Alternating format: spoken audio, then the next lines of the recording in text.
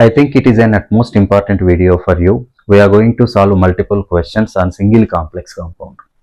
See, it is the complex compound. We are going to solve these 10 questions on it. So first question I am taking nomenclature. Nomenclature. So how to name this complex? See, we have two methods, common name and IUPAC name. In common system, so what is the name of the complex compound? Potassium ferrocyanide. Potassium ferrocyanide. It is the common name of the complex. What is IUPAC name? What is IUPAC name? See, before going to name it, we should take two rules into our consideration. So it is ionic sphere, cationic part. We should mention the cationic part. So irrespective of the number of the cations present in ionic sphere, we take potassium. Potassium. In coordination sphere, metal and ligands are there. First we name the ligands, then metal ion. How many ligands are there? How many identical ligands are there here? 6. So hexa, cyano, ferrate. Because metal ion is in negative part. So ferrate. Then oxidation state. 6 minus 4 is 2. Generally, it is the trick to find the oxidation state. So it is the IUPAC name of the complex compound. What is the IUPAC name of the complex compound? Potassium hexacyanoferrate 2. And can you name IUPAC a name for the complex compound? See, this ionic complex, it is also called as anionic complex because charge is anion. Hexacyanoferrate. Why we are using ferrate word? Because it is present in ionic sphere. Ferrate 6 minus 4. When negative ligand is there in the complex and negative charge is on it, then you directly subtract it. So 6 minus 4, 2. Write 2 in Roman number. It is the name of the complex. What is it? Hexacyanoferrate 2. Hexacyanoferrate 2. What is the oxidation state of iron in this complex? Generally, oxidation state can be calculated for central metal atom or ion.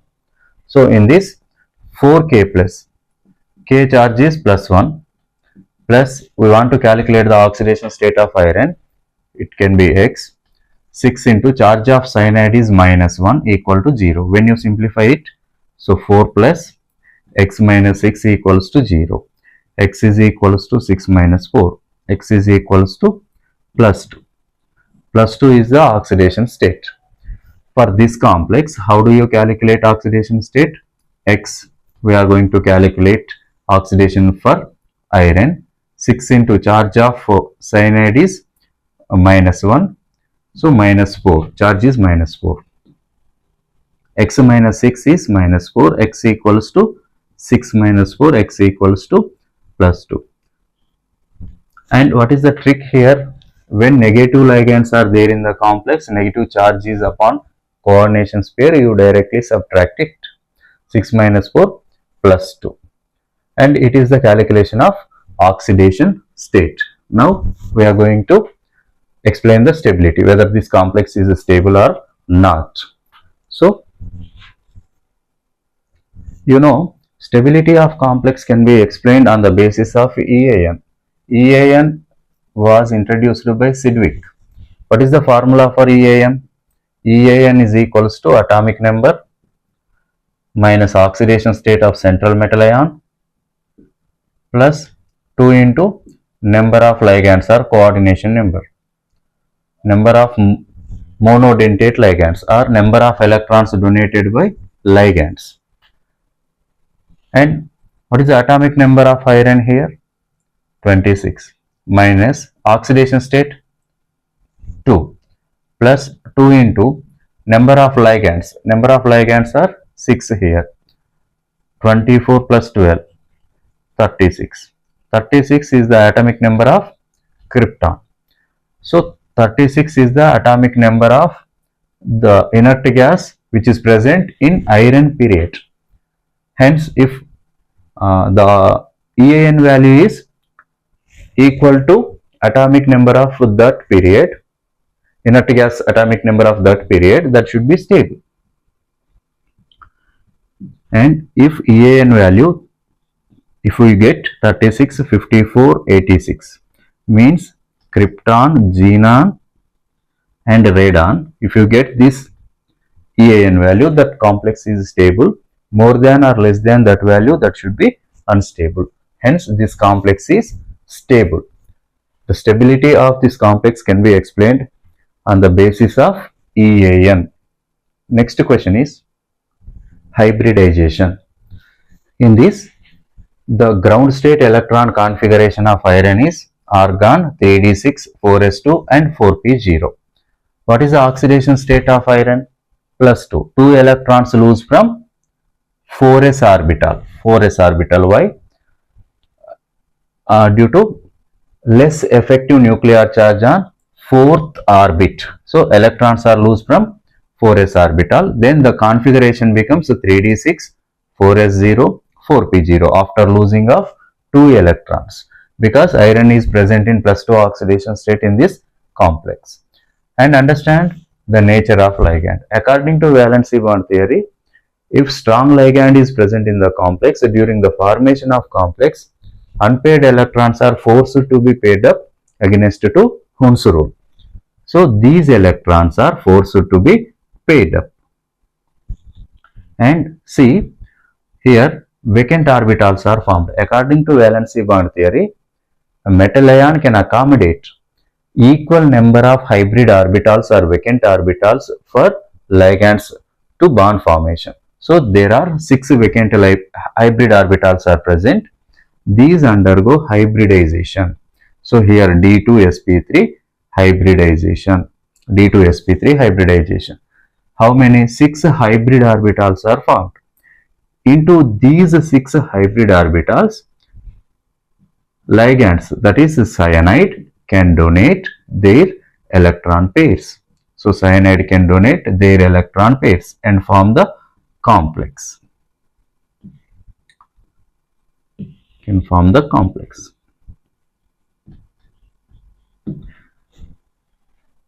Here we can answer for many questions, I think.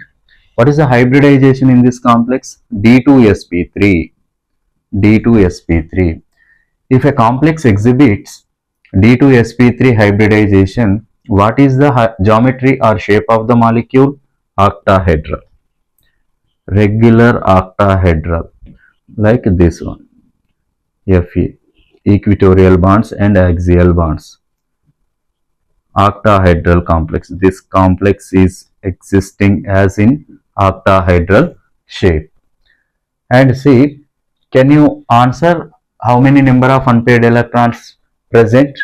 Yes, there are no unpaired electrons are present in the complex electron configuration. All are paired electron configuration. All are paired electrons. No unpaired electrons are present. Unpaired electrons equal to 0. For this question, unpaired electrons equals to 0. If you calculate the number of unpaired electrons, you can calculate paramagnetic moment or magnetic moment. What is the formula used to calculate magnetic moment? Root n of n plus 2.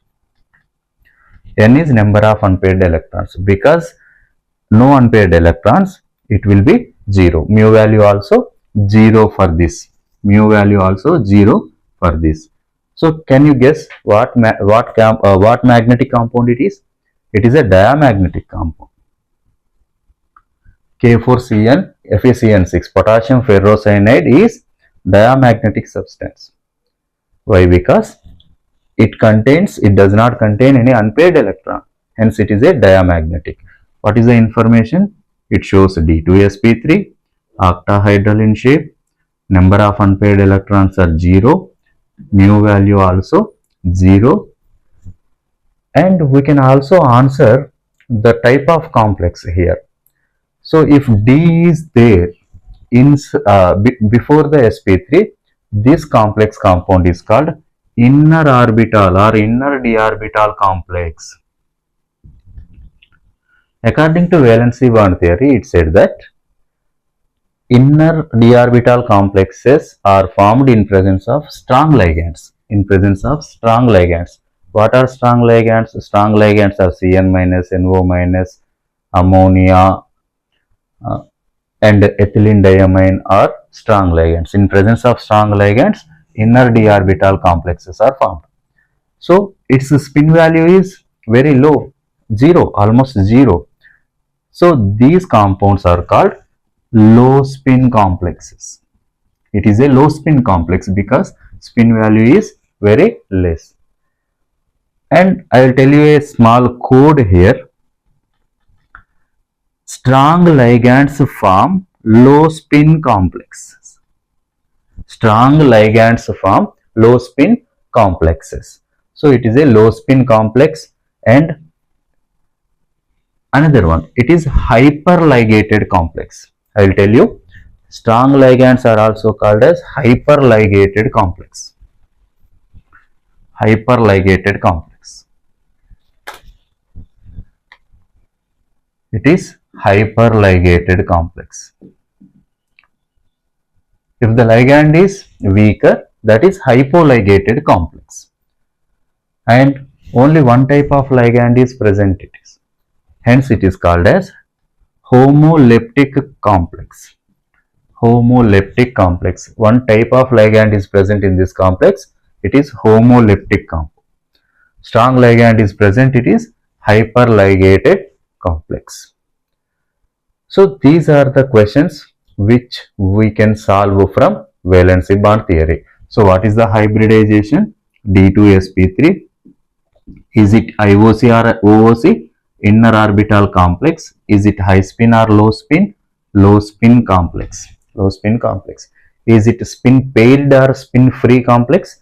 Because all the electrons are paired, it also called as spin paired. How many number of unpaired electrons are present in this? 0. What is the mu value? 0. No unpaired electrons means this complex exhibit diamagnetic property. And only two questions are balanced, T2G EG configuration and CFSE value. Now go for those questions. These two questions can be solved from crystal field theory concept. See, according to crystal field theory, coordination number is 6 means it is octahedral. These are degenerate d orbitals. In octahedral complex, the splitting should be like this. It is T2G, it is EG set of degenerate orbitals. The energy difference between here is energy from energy barrier plus 0.6 delta O minus 0.4 delta O. See, in iron, 3d6 4s2 is the configuration of iron. In this oxidation state of iron is, plus 2. So 2 electrons lost from 4s orbital. Then argon 3d6 4s0. How many electrons are there in d orbital? 6. It is d6 configuration. Next, it is octahedral and strong ligand is present. It is the first one you need to solve. So after deriving it, go for crystal field stabilization energy question. So how these 6 electrons are arranging? So generally 6 electrons are present in this fashion. After splitting of orbitals, first electrons are going to lower energy level according to Aufbau's principle. Electrons are pairing up after filling of 1 electron each in a set of 3 degenerate orbitals according to Hund's rule. Electron pairing takes place after filling of 1 electron each. So 4th electron is to be paired. There are 2 chances of occupying the orbitals here for 4th electron. One is pairing, the other is going to higher energy state. So electron is going to pair up in presence of strong ligand. 5, 6. So what is the configuration in according to CFT? T2G 6, EG 0. So I am going to answer this question. T2G 6 and EG 0. Electron configuration in according to crystal field theory is T2G6, EG 0. Now we should answer last question. What is the CFSE? Formula for CFSE is energy of lower energy orbitals plus energy of higher energy orbital. 6 T2G plus 0 EG. 6 into what is the T2G value? Minus 0.4 plus 0 into 0.6. Minus 2.4 plus 0 equals to minus 2.4 delta naught, or in terms of dq, 1 delta naught equals to 10 dq. That means minus 24 dq. Here minus represents less in energy, means more in stability. When electrons are present in lower energy level, they get stability. Okay, these are the 10 questions which we are solving. After listening this class, I request all the students to take another example and try to solve all these kinds of questions. It will help you definitely scoring good marks, and you get much confidence on the concepts. If you have the confidence on these concepts, you can easily able to answer these questions. Thank you so much. I hope you understand this one.